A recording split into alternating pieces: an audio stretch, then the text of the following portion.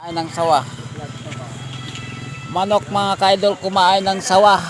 Grabe yung ahas, manok ko. Sino mo yung manok ko kumain ng sawa? Kain ng sawa.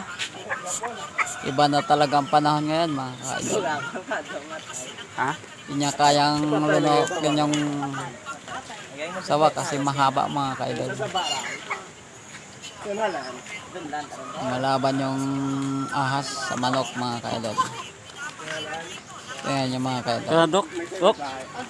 Sino Ha? kaya ang mamatay Tinamog dyan ko sa yun. dalawa? Bakit lang? Patay na po yung ahas mga kaidol. Unahan siya ng manok eh. Kaya hindi siya alit lang kasi yung ahas. Panalandok. Parang pan lang. Yun, kinukuha na para baka mamatay yung manok mga kaidol eh. Hindi bara sa bunganga ng manok sa sobrang haba.